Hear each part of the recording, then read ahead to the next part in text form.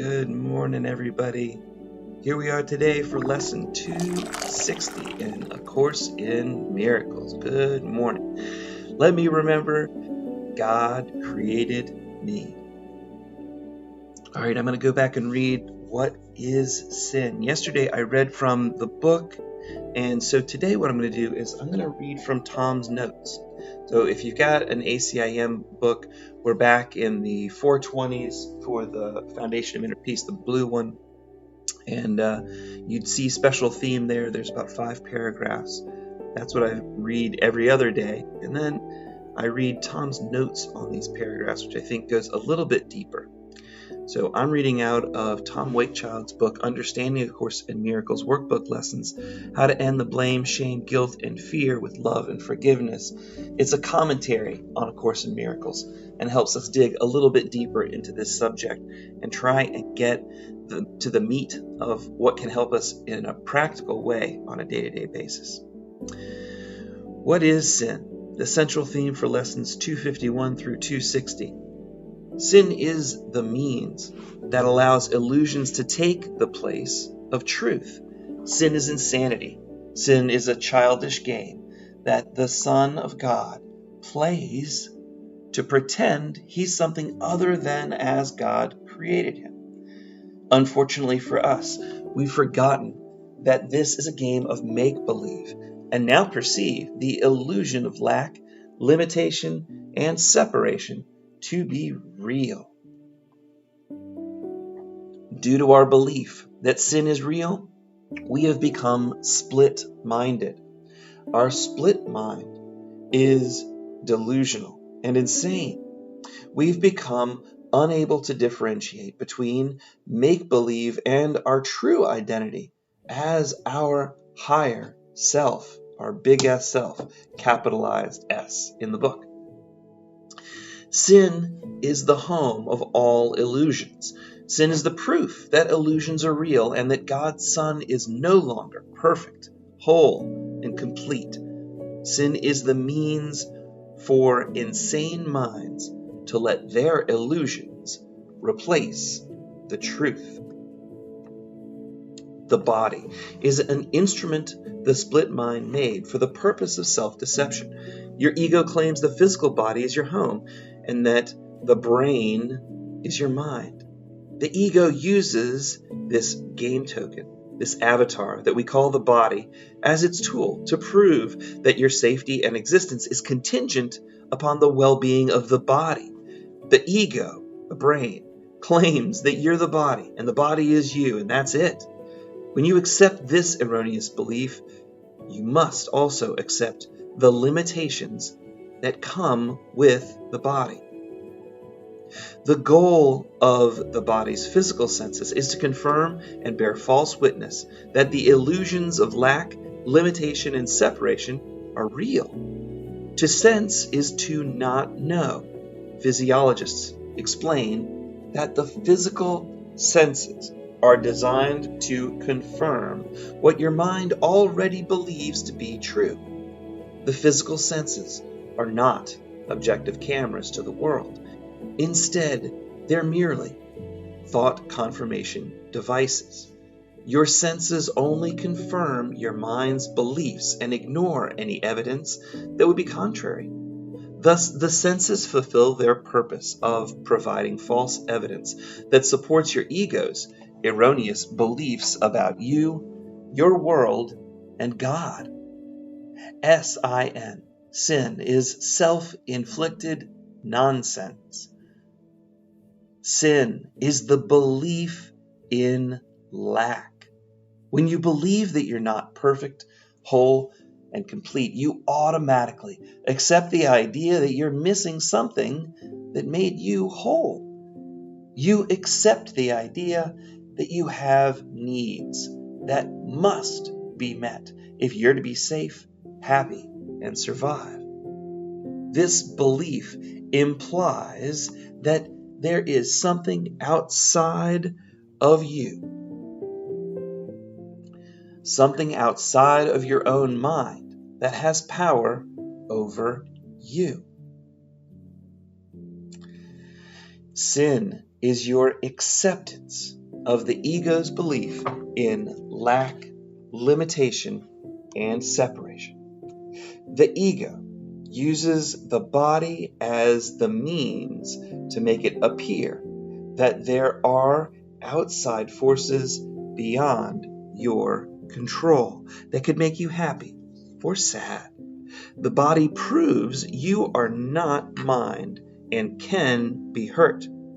To the ego, the purpose of the world is to bear false witness that your mind is not the source of your experiences. If your ego can prove to your mind, if your ego can prove that your mind has needs and lacks the creative ability to keep you safe, your decision maker will accept and follow your ego's plans for its own survival. The purpose of the body is to provide a vehicle that the ego can use to fulfill the ego's plans for its protection, safety, and continued insanity. The body's purpose is to strive, and the ego's aim for striving is to make the false true and the true false. The body provides the means for the ego to argue for its rightness over your happiness. The body falsely proves that your ego's little s self is your reality, and the big S self that God created is the illusion. Sin, guilt, and fear are interrelated. Sin, guilt, and fear comprise the unholy trinity of your egoic thought system. When you find one, you will find the other two beliefs. Sin is the belief in lack, and lack engenders fear. In the egoic world, when you commit a sin, you're coming from fear and trying to reduce or minimize the fear that you're currently feeling. Yet, the only reason you're in fear is because you believe in lack. Fear and sin, which is your belief in lack, are always coupled together. Guilt is always associated with lack in your mind. All three beliefs occur in unison. You can't escape the experience of sin, guilt, and fear without removing and healing all three of these erroneous beliefs from your delusional mind. Your ego has developed its own survival plan to ensure that its needs are met. The ego never questions its own belief in lack, limitation, and separation that is the true source of this fictitious problem. Instead, the ego's plan always starts with the confirmation that lack is real and there are outside forces that can directly affect your inner peace. The ego does not know who you are. The ego fails to recognize the truth that your higher self has no needs. Therefore, the ego always assumes that sin, lack, is the real problem. The ego then attempts to solve this fictitious problem of needs that only exists within the delusional mind that believes sin could be real. Assuming sin to be real, the ego's plans center around one of two possible solutions to the fictitious problem of needs and lack. The first solution is simply take from another what you perceive you need. The attack may be direct or indirect, but the solution will entail some form of taking. This is based on the ego's belief that someone's loss could be another's gain. This first solution reinforces your ego's belief in separation and the reality of form. This solution embodies the belief that life is a zero-sum game. If I am to win, someone else must lose. It also flames the feelings of guilt. The second solution rests upon the special relationship. A special relationship is a bartering transaction between two or more parties. Usually it looks like falling in love, though. Each seeks to trade some of their limited resources in exchange for something they perceive they need, which is of equal or greater value. The goal of the special relationship is to get a good deal. You want to give up as little as possible while maximizing the return on the investment. The special relationship also assumes that sin or lack is the reality of the world and that both parties have needs that cannot be fulfilled solely by the creative power of each party's own mind. To ensure one gets their way, guilt becomes the favorite tool of manipulation in the special relationship. We've all experienced manipulating and being manipulated by guilt. Our ego uses blame, shame, and guilt, the blame, shame, and guilt game, very effectively to obtain its own way. Projecting guilt is often used in the special relationship, as each party attempts to make the other party feel guilty for any shortcomings in the relationship. Oh, she didn't call me when she was supposed to. In this world of special relationships, we often vacillate between being an active guilt catcher and a guilt thrower. And often we take turns and switch roles as each ego struggles to prove that it's right. Most of you are probably familiar with the religious concept of sin. The common definition of sin would be to commit an offense or fault of any kind. Depending on the religion, it may involve the breaking of religious laws or moral principles, typically through a willful act. This notion of sin implies that there is both a wrongdoer and something that has been wronged.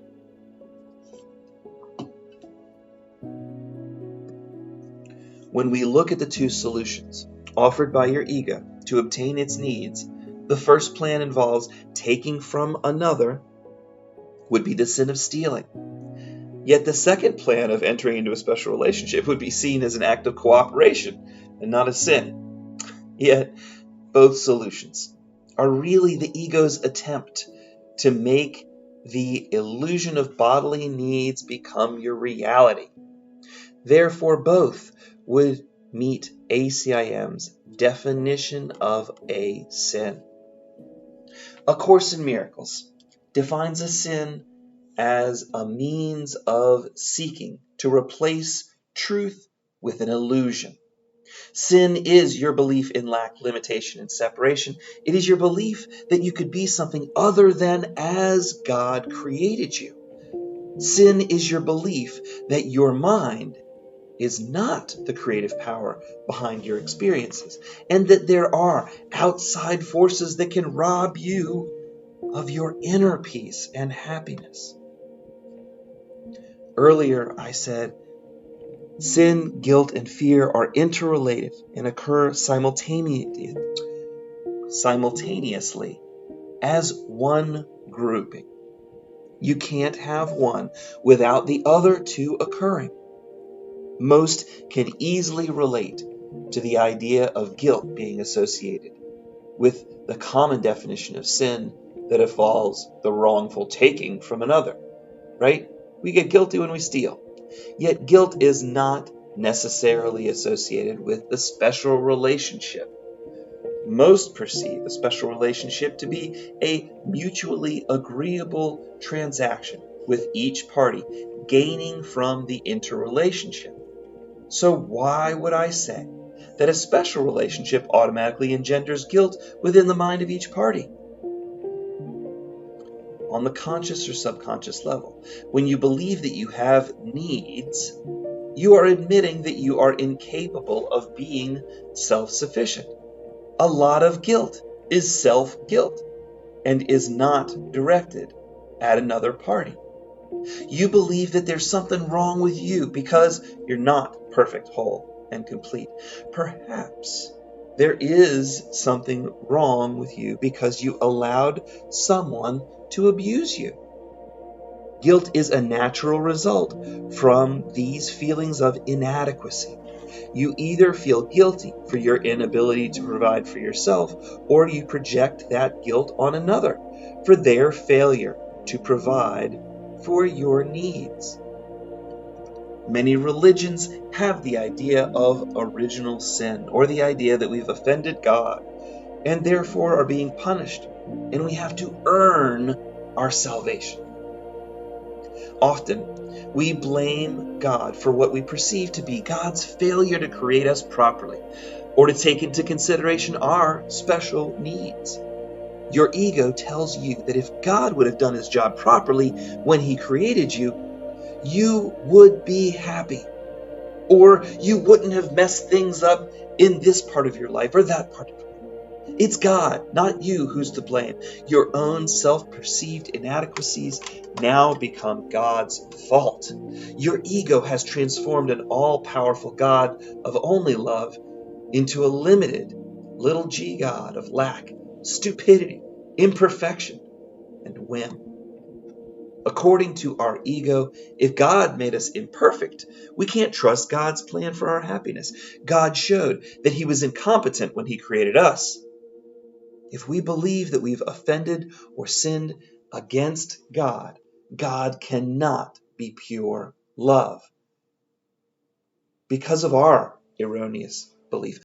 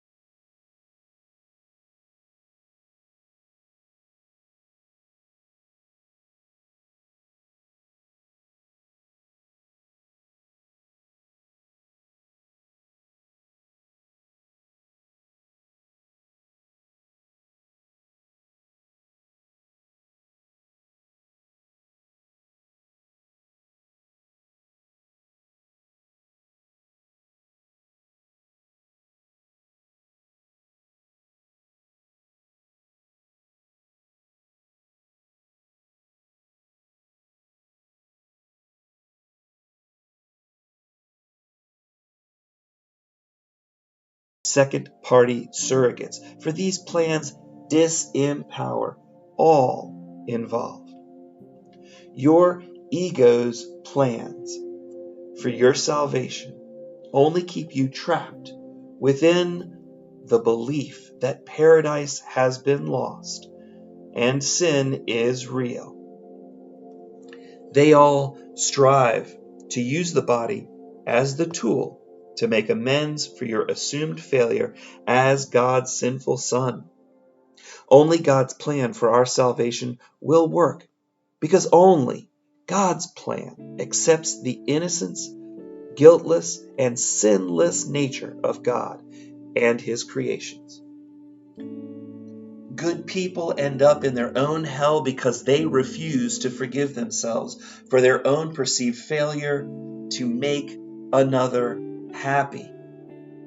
This was always an impossible task. Nobody has the power to make someone else happy. If that was possible, it would deny them their freedom to use the creative power of their own mind as they desire. You and your ego believe that this other person's too stupid to know what their own perfect plan for their reawakening should be. Only your plan, you think, not God's plan, will work. This belief would also deny and prevent you from exercising that same freedom. Each mind alone has the power of interpretation for their own experiences. That's why they created the experience in the first place. Each one's own mind assigns all meaning that gives to any experience. Free yourself from your ego's belief in lack, and the sin, guilt, and fear that lack engenders will stop. There's no sin. Sin is self-inflicted nonsense. There's no lack in God, and there's none in you. Your denial of your divine birthright can't make the illusion of lack, limitation, and fear real. Egoically, you need do nothing. So drop your egoic plans that insist on making the illusion of sin real and accept this fact. You remain as God created you. Deny your ego's belief in sin and reclaim your divine inheritance.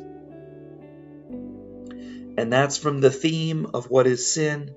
And now the focal point today for us is to help us remember that God created us.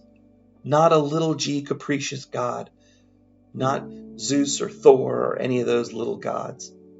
The one God with a capital G that is the God of love.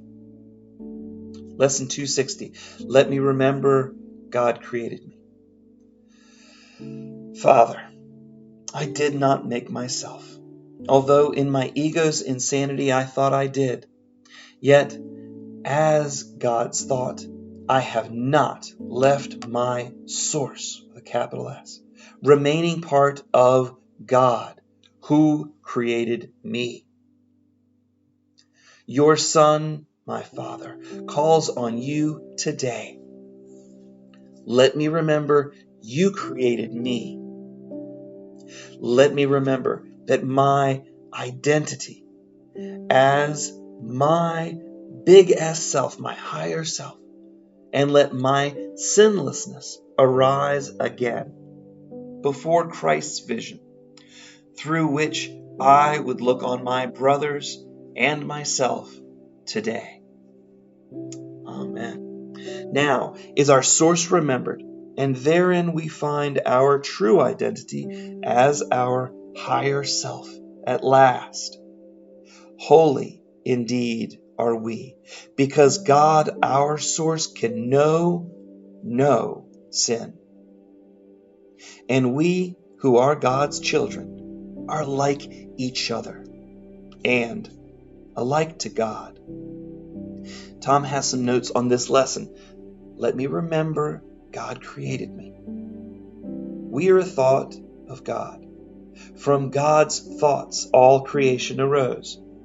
Since like begets like, We must be like our Creator. Since there is no sin in God, there cannot be sin in His creations. With your brother and through him, you get to fulfill your purpose.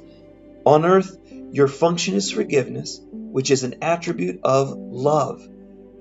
Your forgiveness is an act of love in this egoic world of seeming hate and fear. God created you to be a conduit for love. In time, love is the creative process used to awaken sleeping minds to their magnificence as the Christ. Today, remember God and be that conduit. Be love in form. Tom? What I'd like to do today is to first go over, this whole idea of the theme of sin and the 10 lessons. And I'd like you also, if you could, to grab a pencil and paper, because I'd have some couple of questions that I'd like us to explore with this idea of let me remember God has created me. So we're on the fourth theme. The first theme was forgiveness.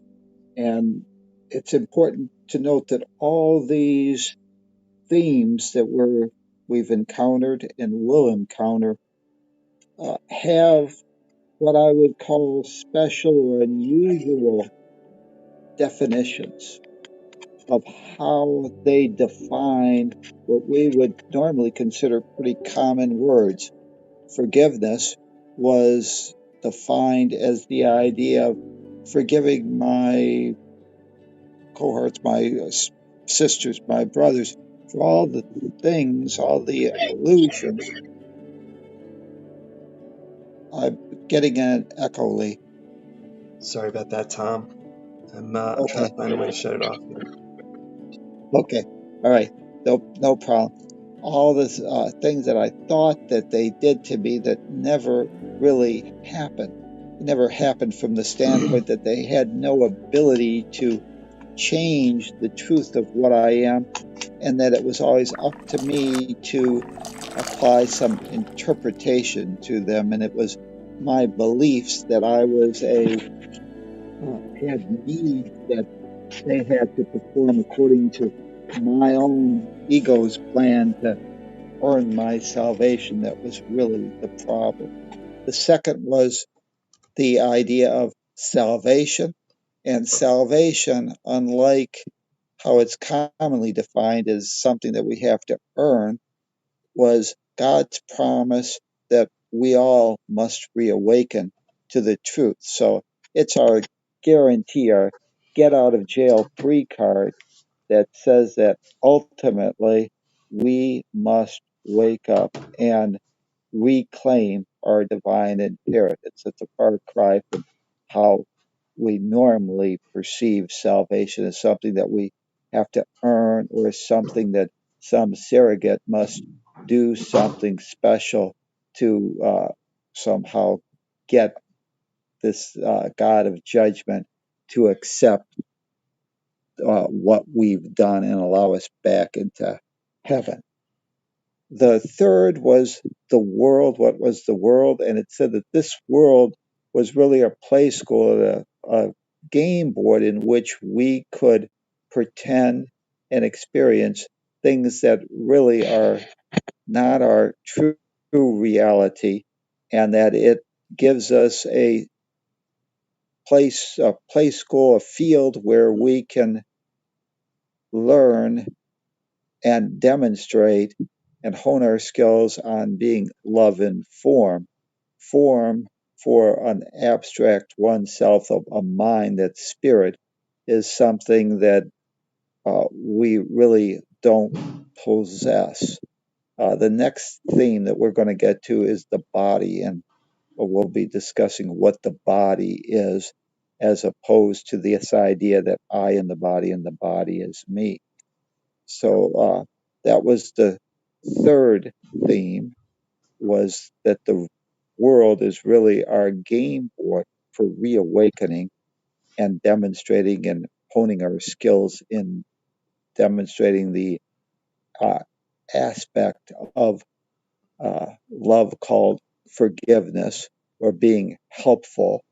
Because if we're all perfect, whole, and complete, or part of the one self, there would be nobody or nothing to need our help in what we would maybe refer to as heaven. This last theme is sin. And sin, they say, is insanity. Uh, Sin is self inflicted nonsense. The first lesson or key point in these 10, and again, it's going to be interesting that how they define sin is very different than how uh, typically we would find in Webster's dictionary, because sin in the dictionary is something that has happened. It's a offense against some other party, and a wrongdoing has occurred. And yet, the Course in Miracles basically is saying that sin doesn't exist.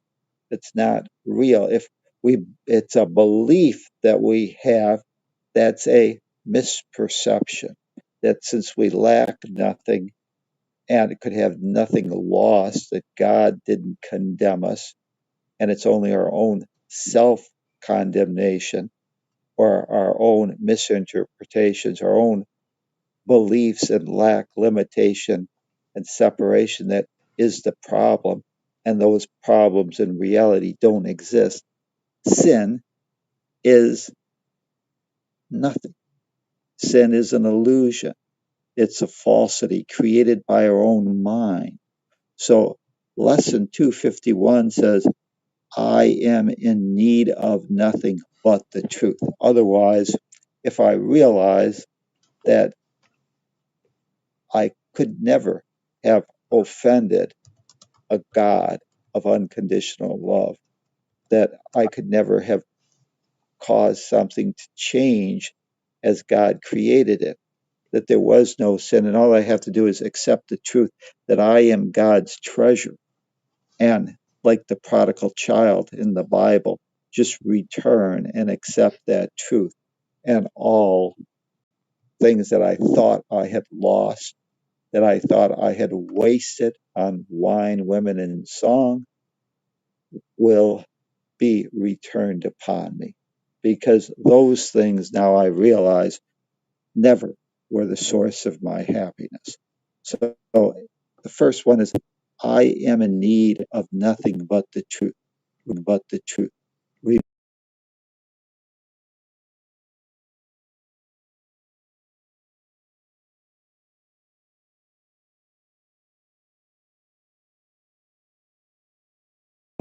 Disappears. The second is, the Son of God is my identity. We've been brainwashed. We believe that we're the body and the body is us. Our true identity is God's beloved treasure. And that changes everything. The next one was interesting. It was saying that my higher self, my mind, and how I perceive myself is ruler of the universe. And this was interesting because it said that in this world of perception, this game board that we call time and space, that is really a world of perception, which is predicated in our beliefs, and that our beliefs generate our experiences, that nothing happens that we do not desire on a conscious or subconscious basis. So, this lesson is saying that it's our beliefs that rule how we interrelate on this game board, and that if we realize that we're no longer an earner, but that we're a learner, and that all that we have to do is remove the blocks we've placed before love's presence, we will reawaken to the truth that love and a God of unconditional love was always there for us, supporting us, and that our higher self, the intuition, the Holy Spirit, the guide that's been placed by God to ensure that all children return to the truth of what they are, will continue to guide us and bring us home. Lesson 254's point was let every voice but God be still in me. Otherwise, just listen to the voice for truth, the voice that God's placed within you, the Holy Spirit that knows the truth of what you really are, that you remain as God created you, and no longer listen to your own misbeliefs about what you are or what others are, and to accept the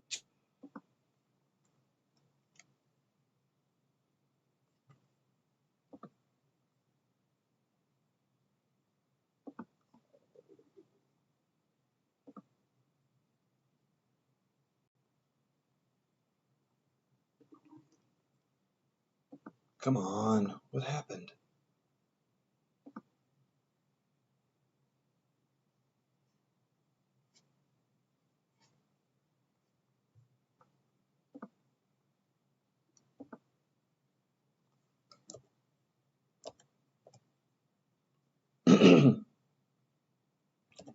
Dag nabbit.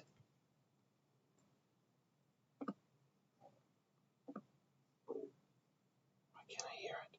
Come back.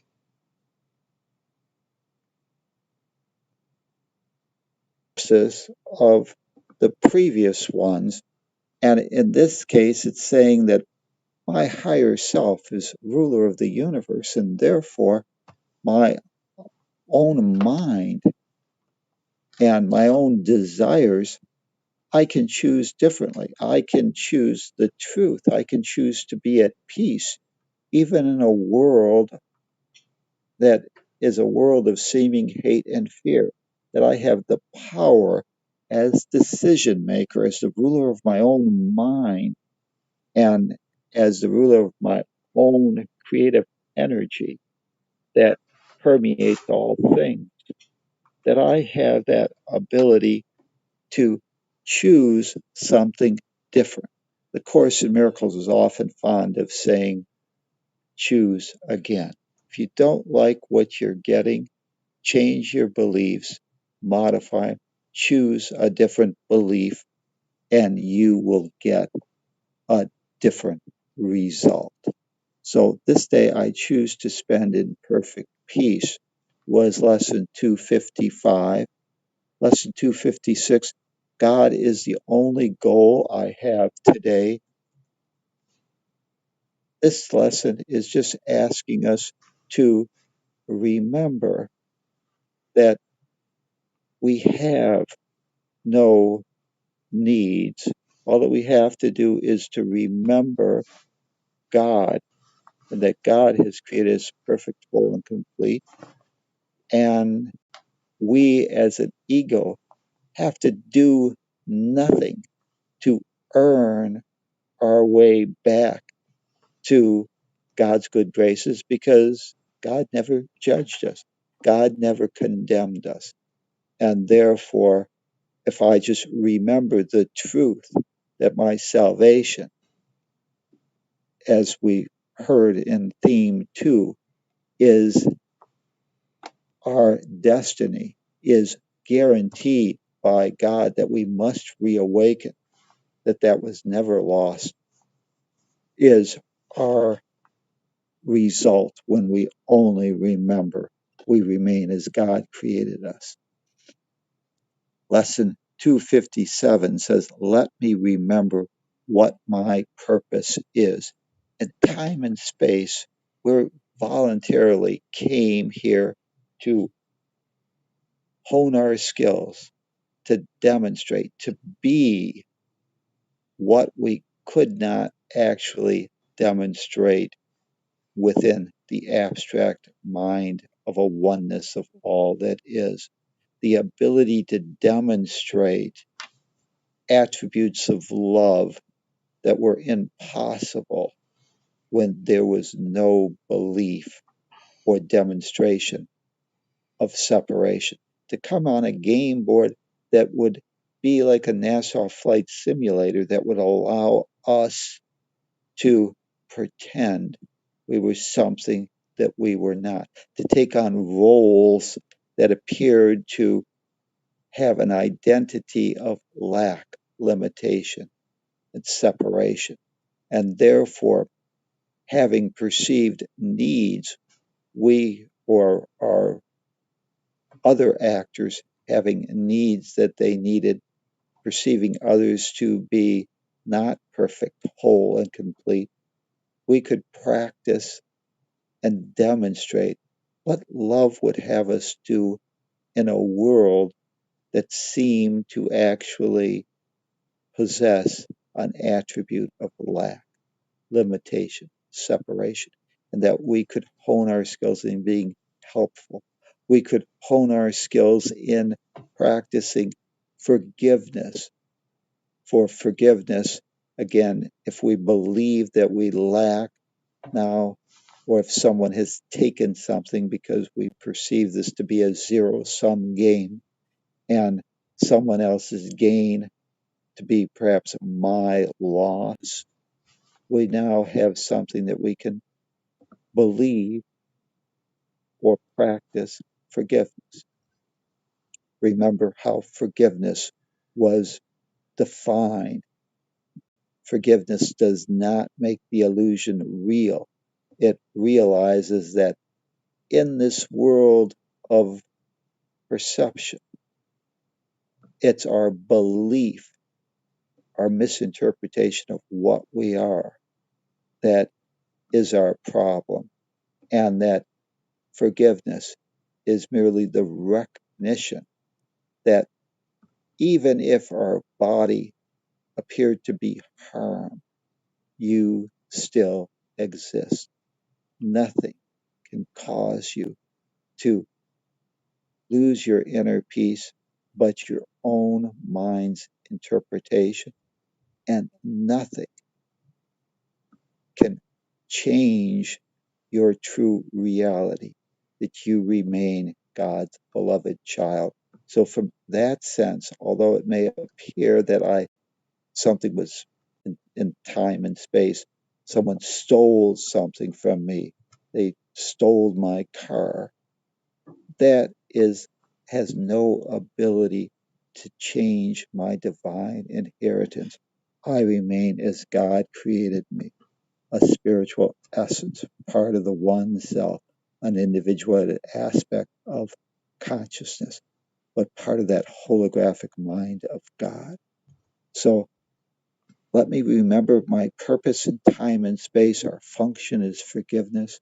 Our purpose is love, demonstrating what love would have us do in a world of seeming hate and fear. And our destiny is the peace of God, that reawakening that God has promised us. Lesson 258 says, let me remember that my goal is God. Otherwise, and we've haven't really defined God, but God is an all-powerful source. God is truth. God is the original creator. God is, in this case, the creator, the cause, we the effect. But it's two sides of one inseparable coin. So let me remember that my goal is reawakening to the truth and reclaiming my own divine birthright and rejoining as the prodigal child returns and is showered and realizes and removes the block that the child had placed in front of receiving that unconditional acceptance, that unconditional love that flows endlessly in time and space, we can try to deny the existence of that flow, but we can never stop it. It flows continuously. God's love permeates all things and emanates from all things. The lesson 259, let me remember that there is no sin. Let me remember that lack, limitation, separation, this, all these false ideas that I am a body and the body is me, they're wrong. They're just plain self-inflicted nonsense. If I accept the truth that I am a spiritual essence, God's treasure, all this idea of sin, self-inflicted nonsense, insanity will disappear. This lesson here is, let me remember God created me. Otherwise, let me, as was mentioned in lesson 252, the Son of God is my identity. God being unconditional love, like begets like. Our sole creator, unconditional love, could not create anything that's not what it is. When God creates, he gives all to all and extends the truth that you, like itself, must be only love. And unconditional love accepts all things, trusts all things, forgives all things, and transcends all things, because unconditional love knows the truth that its joy, its giving is that. And creation is extension, no separation. We remain part of that one self.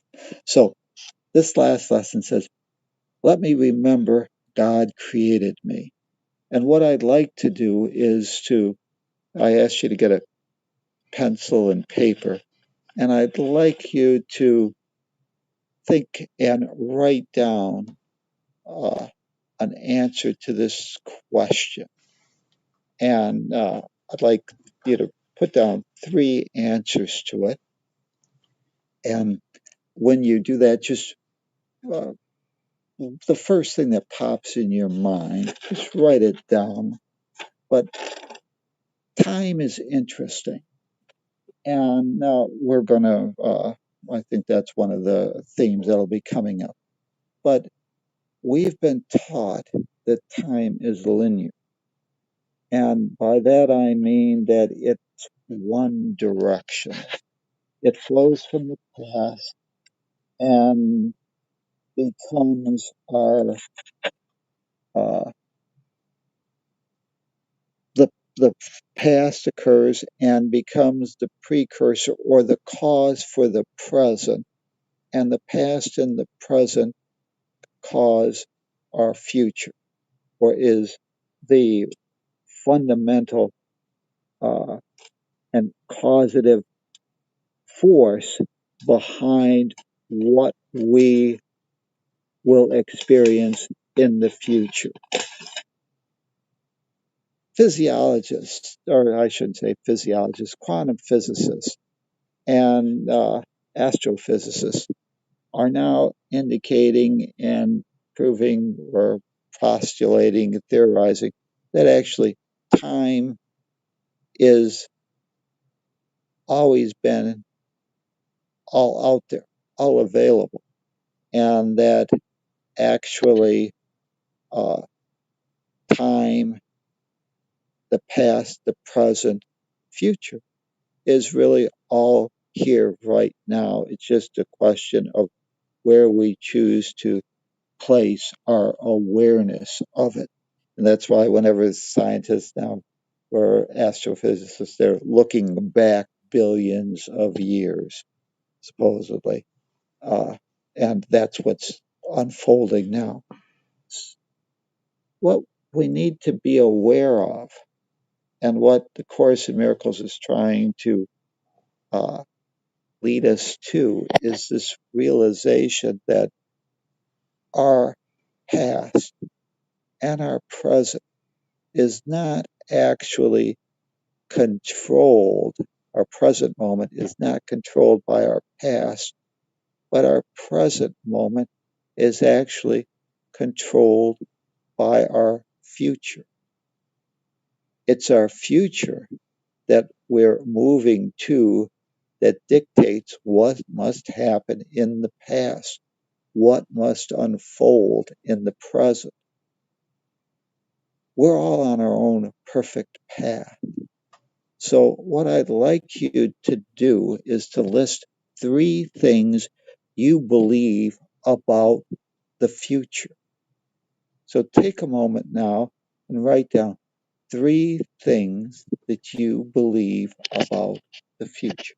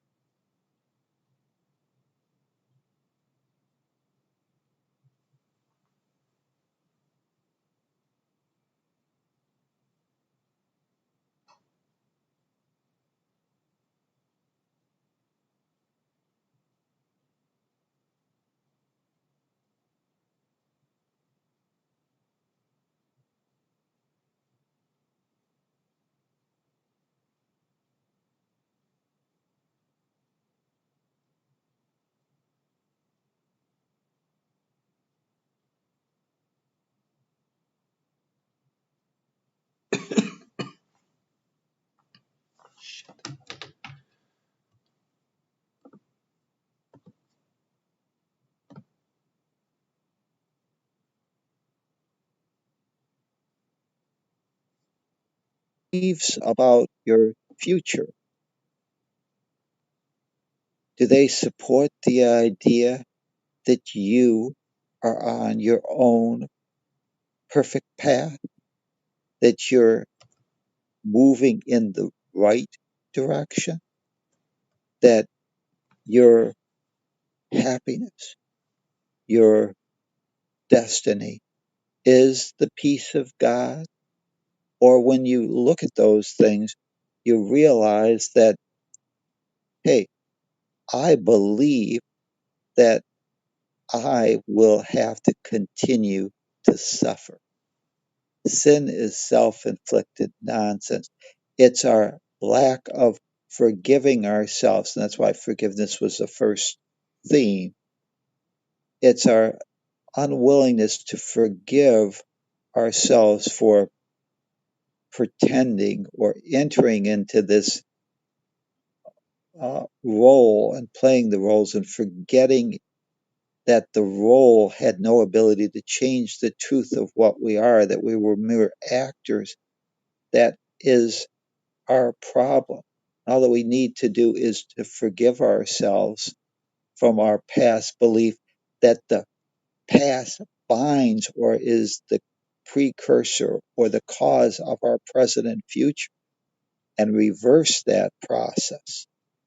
So, do your ideas that you wrote down, do they support the idea that the future is the source for my present moment, my present experience?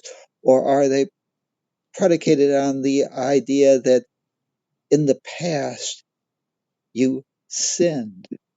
There was something wrong with you, and now you have to earn your way back to the to your to earn any type of reward, or that you have needs.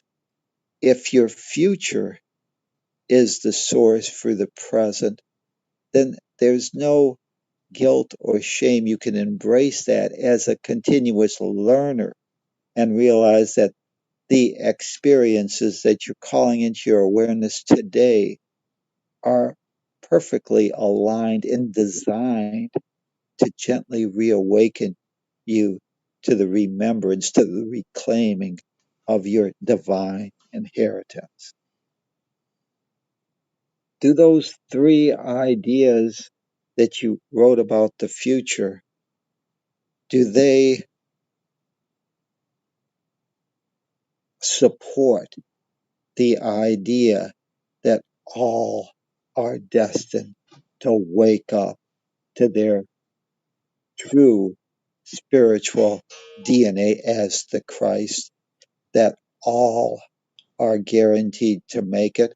Or do they support the idea that you, others, have to earn your way back to heaven, or that you have to save somebody because they're too stupid to know what their own perfect path is? Do they support the idea?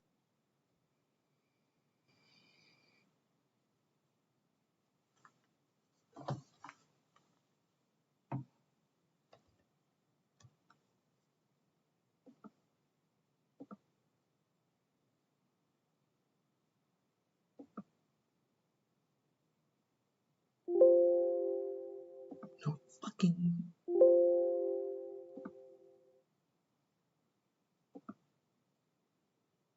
Choose differently your beliefs and realize that your destiny, which the Course in Miracles says is the peace of God, the returning to the truth of what you are, that is the cause of all your present experiences.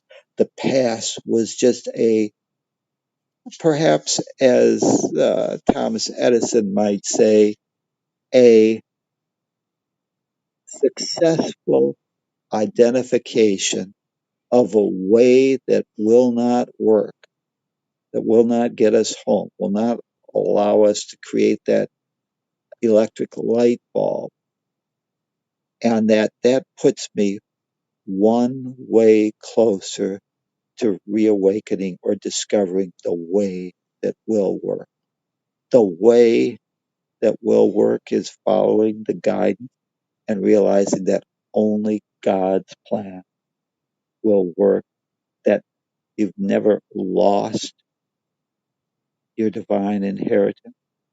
And therefore, all that you have to do is in this world of time and space, which is a world in which we're all teachers, all students, all playing roles to help each other reawaken to the truth that I am not a body, I am free, I am still as God created me, and nothing sources my experience but me, and nothing can cause me to lose my inner peace unless I choose to allow that this remembrance of God is our destiny, and that we're all on our own perfect path. And therefore, all we need to do is ask that higher voice, the Holy Spirit, what would love have me do, and play our role, and not enter into judgment or believe that we've got a better plan, and therefore we need to correct God's plan so that ourselves, our sisters, our brothers can somehow make it to heaven. In this world of perception, there's nobody to fix, nobody to change, nobody to protect, nobody to control, nobody to impress. There is nobody. God is, and you are that one. So let us end with this idea that let me remember God created me, my creator, my source. I did not make myself. Although in my ego's insanity, my belief in lack, limitation, that I could change how you created me, then that egoic insanity, I thought I had created myself. I thought I had done something that could cause a God of unconditional love to change its stripes, to become that God of the Zeus that's going to hit me with that thunderbolt, that lightning bolt. Yet, as God's thoughts, I have not left my source, remaining part of God who created me. Minds are joined, even as an individuated aspect of that one self. The mind of God is holographic in nature, and in a hologram, all parts contain the whole, and the whole contains all parts. There are no separation. Minds are joined. We're part of that one self. Your son, my parent, calls to you today, my creator. Let me remember you created me. You being unconditional love, like begets like, I must also be that.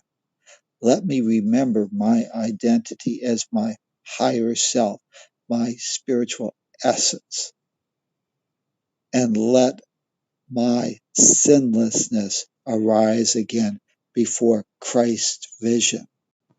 And Christ's vision, the law of Christ's vision is that I will not, let me not perceive the form, the game token, the costume that we all have don, that we need to be able to dance upon this play school, this field, this stage, so that we can be students and teachers and help each other reawaken to the truth. Let me not mistake that form, that role, that costume for the truth of what I or you really are. For again, with Christ's vision, through which I look upon my brothers and myself today, I will see the truth that you are not the body, that you are part of that one self. You are light, energy, part of the wholeness, perfect, whole, holy, which is really wholeness, and you are complete. So today, as decision maker, let me remember God created me and accept the truth of what I really am. And today, as decision maker, I will not mistake the roles we've been assigned to play in this dance of reawakening to be the truth of what you are or what I am. As decision maker, create a great day for yourself and your world. Namaste. The God in me recognizes the God in you. Today, reclaim your future. Today, make the future now and reclaim the destiny of the peace of God. Thank you. Namaste. Thank you, Tom. Wonderful reminder for where to keep our focus today. I'm with you guys. Tell me what you think. Well, I love you, Tom. I really love what you do. This morning, good morning, everybody. I hope Janine can give us a little bit of her feedback on how she's doing. I was having her yesterday in my mind during all day, so I hope everything went smoothly with your mom and everything. But before I give up the mic, I want to say, Tom, thank you. And it's beautiful how you really take the way to give us more tools to apply all those things. And this is the first time that I get the time and space to really grab a piece of paper and my pen to do the exercise. And it's still, I will have to go to the replay to in this one. But it's still, the future is still for me something that it's funny, because when you said, well, let's write the three things that we think about the future, and my mind, the first thought was, I have no clue. I have no clue. So I wrote that down, and then the other thought was like, everything will be worse, because I have all the experience in my own specific life, that everything, it's worth it. I mean, at the end, every single situation that have gone through, bad or good or whatever, it's all worth it. It all has been a beautiful a beautiful journey. And the third one was, I don't have a fixed view. I mean, it's like my mind resists on on fixing something in the future. I I am really, I don't know how to say it in English, but it's like curious. It's like kind of, is this weird or not? I don't know how to even label it. But for me, the future, every time that I got this question from other people, my mind goes like, who knows? Like everything will be worth it. But I know for sure that what you said, um, it's logical. I mean, it makes sense in the mathematical way, that we are, that if everything has already uh, been done, because God has this order already established, we are, of course, heading to peace. That itself, our destiny, right? So in that sense, whatever view we have of the future is what drives our actions in the present, using the information that we got from the past. So it makes logical sense, but my mind is still like in blank. So, well, I'm going to leave that for a moment, and I'm going to share a little piece of information that I got this morning, and it comes from a news article about Max Born, a quantum physics that was the grandfather of Olivia Newton-John, and he was friends. He was a very well-known physicist, and he was friends with Einstein. And it was beautiful to hear the story, or to read the story, because they both were very good friends, but they were in a very extra in the extremes of the understanding of God. For Born, the not knowing was a key aspect of life, and Einstein always believed that God had an order in everything. So even if we don't see it, and we believed in, and that we believed in the not that that's there's some sort of unknowingness, everything has an order, and therefore God has always like, um, yeah, the right things in the right place, with something like that. And in the article, it says that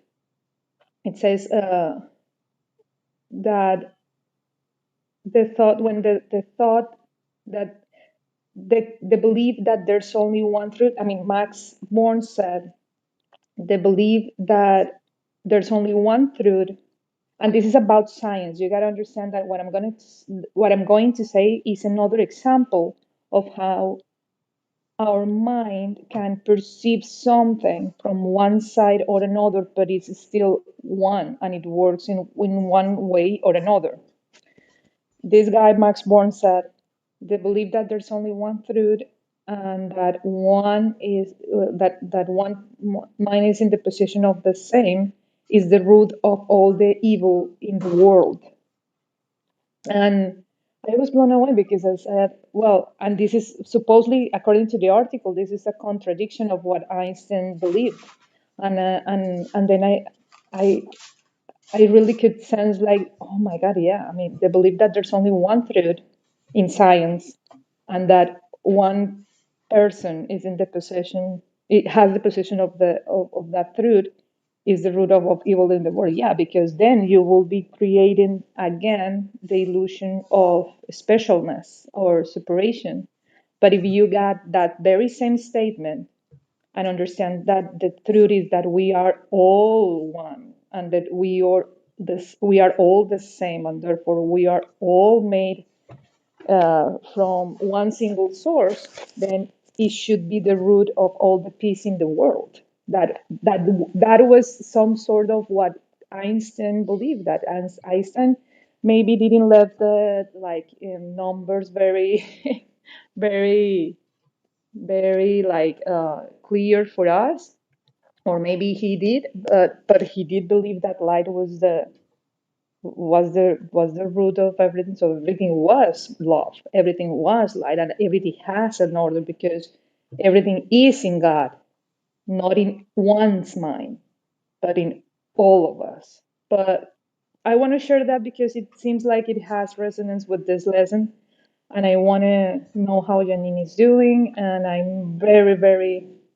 thankful for Tom, and I'm very thankful for Lee. Thank you, honey. I was having a hard moment yesterday, but he really is showing me the golden heart that he has, and that it's the lighthouse for my own heart to feel at peace. So thank you. How are you, Janine? Well, if you can talk. Yes, I can. Good morning, Adriana. Thank you so much for your prayers. I carried you all with me all day yesterday. It was so helpful. Um, so thank you, everyone, for your kindness and support, encouragement yesterday. It really helped me a lot. Um, yeah, I wrote down the questions this morning, and I'll share what I wrote down. And I'm not sure how to think about them, particularly the first one, the idea, which is what I think society generally believes about this body. I see it as a reality, but maybe it's not. And I think this thinking is why we actually, age and have problems, but that I'll grow old is the first thing I wrote down. The second one is that I'll live in my dream home, which I know will happen just because of the way my life flows and me being in real estate and being able to visualize. I think I know that's my future. And I know my future is I'll be a grandmother. And, and I know the thinking is to know we're earners and not learners. So, I mean, we're learners and not earners. So, not sure how to apply the lesson, especially to the first one, that I'll grow old. It just seems like a inevitability, especially having experienced my loved ones going through what they're going through. Um, Maybe old isn't the problem. Maybe it's the idea about illness. Um, and maybe that's the thing that society clings to because it seems like a sick minded society, the way we handle aging. When you see the commercials about just medications and the commercials about, I don't know, the different insurances, and you see, I don't know, yeah, I guess more medications where you see ill people, and it's not a good image. Um, and definitely the way society handles older people and illness, we kind of want to push it away. I think a lot of people do. So I'm still thinking about it. It's a lot to deal with. It affects me in terms of my energy level, and being around my mom sometimes it affects me, and I'll have to just leave the room because she'll go into talking about her pains and her illness and seeing her, how she's changed. Of course, she's still beautiful, but not in the way that I see her in my mind when I was young. And we put so much emphasis on youth and beauty in our society, or the look of youth as being beautiful, and not the image of older people as being beautiful too. So that's the idea of in my future that I'll grow old has a lot of weight to it. And I'm not sure how to think about it. I want to think about it better. I want to see myself as a very active and independent senior, but sometimes that happen around me to others, it makes it a challenge to see it that way. And definitely things have been happening with my body that make me begin to question, well, is that really possible to be this healthy senior I see myself becoming? Because I've been focused on health, certainly, and I continue to focus on health.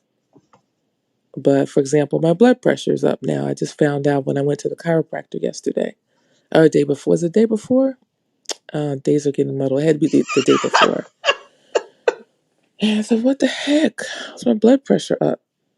And that was kind of annoying because, there are ideas around, okay, if your blood pressure's up, that can lead to, in the future, stroke and heart attack. And I don't want that at all. And I know we don't want to think against anything, but what is it we do want? And I do want health. And I see myself as a vibrant being, enjoying my family, my grandchildren, playing, bike riding, taking long walks, all these things. So, um, what's that? See that, Lee? I want you to Um, see that if you're lucky, you'll get old. The result of us hanging out here is getting old. It doesn't mean that it's a yes, bad thing, it's the judgment that's the bad thing. So absolutely. we've got this. This is an okay thing. If we weren't here to experience time, then we wouldn't get old. So we're getting exactly what we want, and within that time, it gives us a chance to demonstrate the grace. And so it's our opportunity to demonstrate grace over and over and over every single day. Every day is a new day to awaken to. And it's just that little judgment tweak. If you can tweak that judgment so that you don't have to believe society's thoughts in your own mind, then you get freedom from that. Yeah, I mean, I would love thoughts on that and help on that because, oop, there's an echo. Yeah, I just like to throw out something, and it's, whenever we go through these, and there's no right or wrong answers on any of these things, it's just something to give you some insight. But as you look at your answers, uh, the question really is, do those answers, or what you've put down, your beliefs, are they moving you in the right direction? What if your belief, if I, whenever you talked, my own thought was, well, we're all, as we've been around since the beginning of time. It's a totally different mindset than this idea that you only became aware of your existence in this lifetime. My uh, my children once said, I never asked to be born," and he says to her, says, "Well, yes, you did. It was your choice. You Me and your mother were just minding our own business. You're out there lurking, trying to sneak in somehow so that you could get a body. That there are this whole idea that you know you associate yourself with the body. Nothing wrong with that. It's just an idea that if you do and you perceive yourself, this is what I always say. when you see yourself as a body and you believe that that is your reality, then you have to accept the conditions that come with that vehicle. And so if you see yourself as a divine spark that cannot be extinguished with or without the body, if you see birth as your individual essence coming into a vehicle called the body, and death being your individual essence leaving the body, you still exist. So it's the mindset. The vehicle will grow old. Your car uh, grows old. So if you want to if you want the car to last a while, you want to maintain it. You want to change the oil. You want to uh, have to every once in a while put on a new set of tires or whatever it might be. And if you view that as your vehicle, and it'll be interesting. Tomorrow, we'll be starting on the idea of what is the body. And again, uh, we'll find that the Course in Miracles is going to define the body a whole lot differently than Webster's dictionary.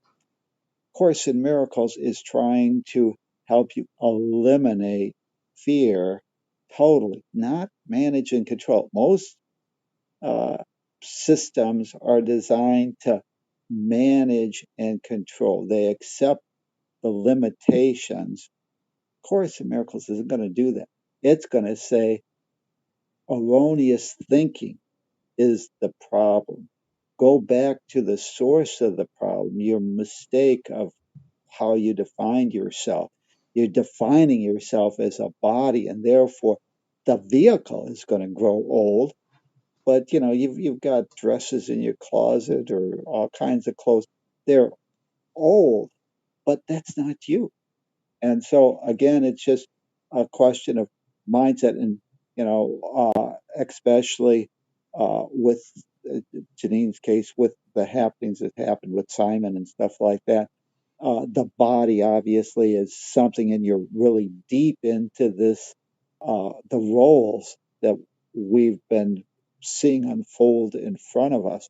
So you often get sucked into the drama of all the circumstances surrounding. But if you realize your source, if you realize that you remain as God created you, and God didn't create you as quote unquote the body. If anybody created you as a body, which is a physical thing, it's your two biological parents. But you brought in that consciousness.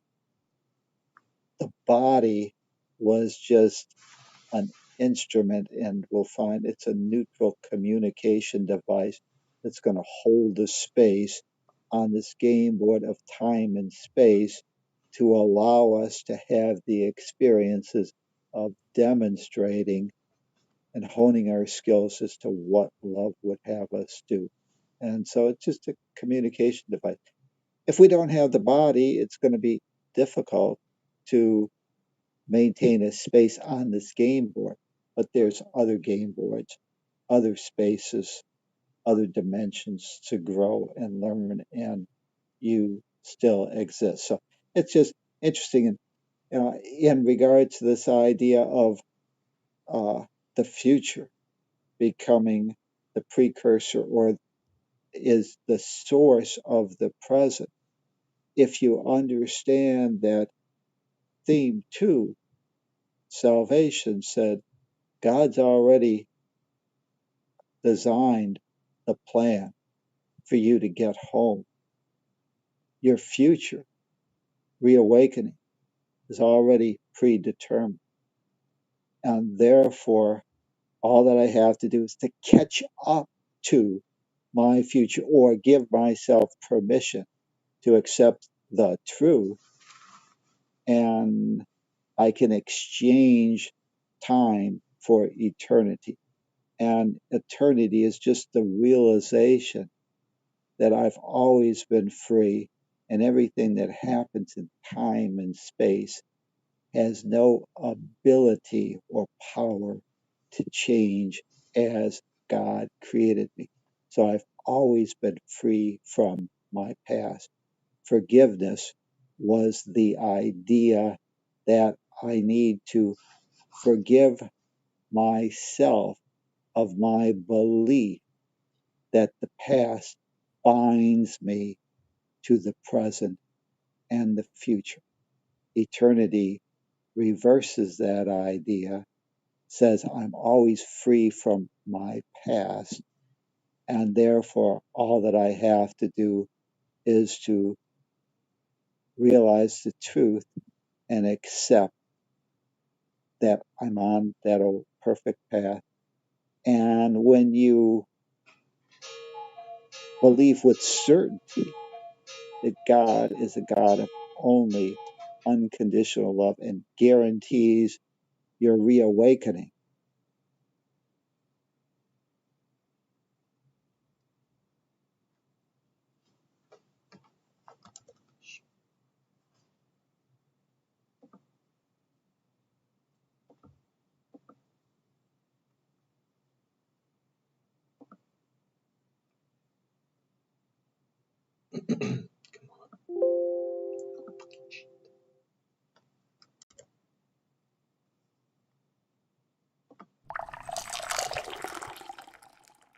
do is to catch up, or as the Course in Miracles would say, remove all the blocks we placed in front of love, and we'll find that love was always there.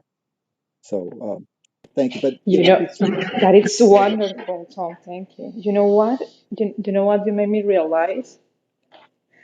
That I have been always maybe known that, and I discuss things with, I don't know, but it's like it's kind of an egoic way of not giving the truth.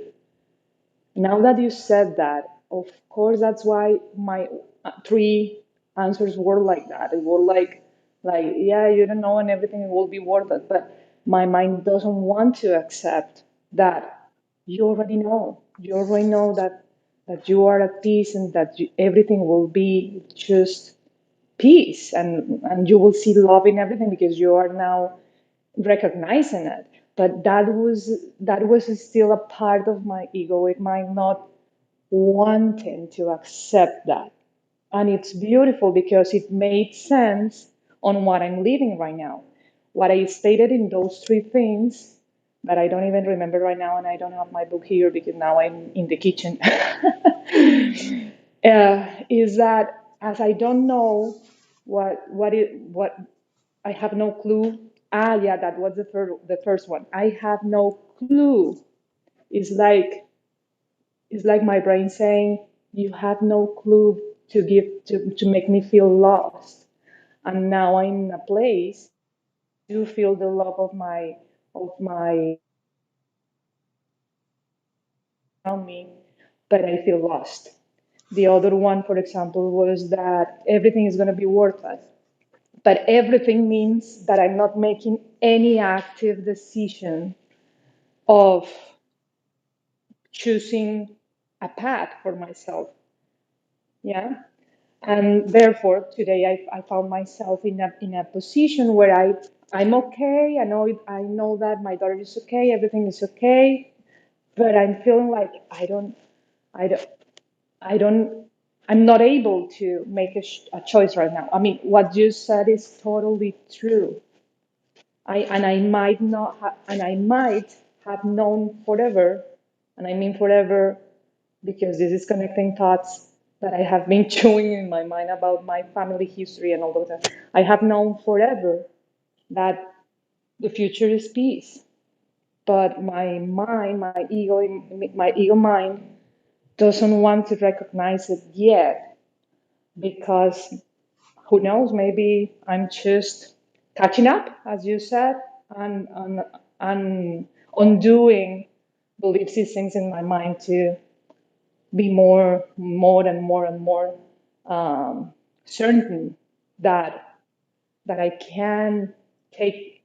choices, make choices right now, trusting that if they work or not work in any given moment, it doesn't matter because it will be worth it.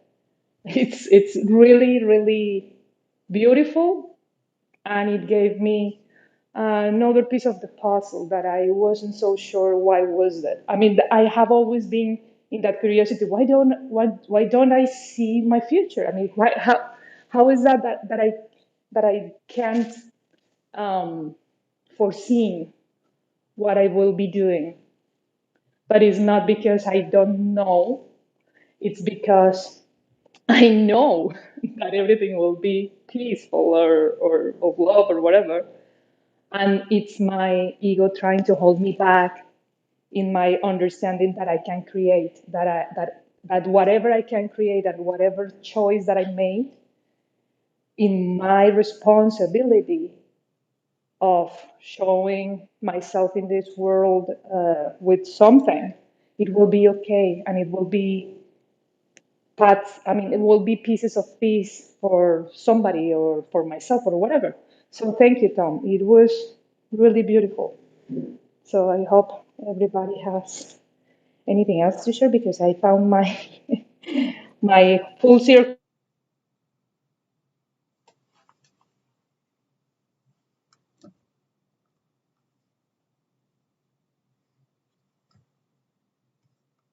Just so very sweet and thoughtful. Um, I may not have said that, but I wanted to say that. Um, I believe that we do create our reality only because when I look back at my life, I could see I created it. So why not create it better? Like if you think about your past, Adriana, and how things went for you, and think about your thinking, you're more of a part of it than it may not be easy to accept it or not. I don't know, but for me, when I look back, I can clearly see I created some serious stuff, and I was like, okay, I did that, so I can definitely do a better job now by having better thoughts about the future. Um, Yeah, you are making responsible of yourself in the creation part. I mean, that is the gift that we all have inside of us. Creation, create something. You You are are the now making decider. yourself more accountable for. Uh, yeah, I believe that it's I don't know, and I'm not I have so an idea. yes. Okay. It actually came to me when Tom first started speaking, and I think he made a really good point. You know, you can't see yourself as a body and be eternal. But at the same time, I agreed with that part, and then there were some other things that he said that I didn't entirely. I thought were just a little different than what I'm thinking, and because if you want to take it down to, because I'm also interested and curious, because we're unlimited. Why is the body limited? Why have we created a limited body when we're unlimited? And I think, and I'm just sort of uh, starting to sort of play around with this in terms of my experience, but I think it has to do with um, you know I had it, and it's kind of, so the words aren't going to be as exactly as I had them, but something like, if there's, when there's something that you're not loving about your body, then the body will manifest not being lovable in a certain way, right? So it's like, just love everything. And I mean, this is what I'm working on, just love everything. Um, and also, if I focus on being eternal, my body will reflect my eternalness, or whatever the word is. And so there's something in there where it's just like, uh, you have to let go of. Okay, so, and this is something I was just writing in my text this week. but now I'm starting to understand it, so it's cool. You have to let go of the desire to have the we'll just call it, because in that context it's like special yogic powers, right? So you can't have the desire for the power. You have to let go of the desire for the power and identify with the eternal, with which is what you are. So to find that and grasp that. But when you are then identified with the eternal, then you have all the powers. So it's just like, but then it's like you've let go of the desire for the powers, and so they don't matter anymore anyway, right? It's a very complicated thing. In order to have everything you want, you have to not want everything that you want, and then you'll have everything that you want. Something like that. Anyway. Totally true. I am experiencing specifically that, Tamara.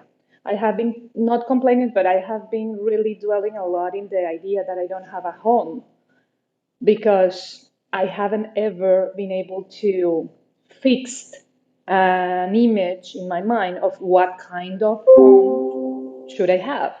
I can be as well in I don't know how to say it in English, in fit and whatever, but it can be in a very close, and I mean in a very small place and be okay, and I can be in a full house with full of rooms. I mean, I did have like a very wide variety of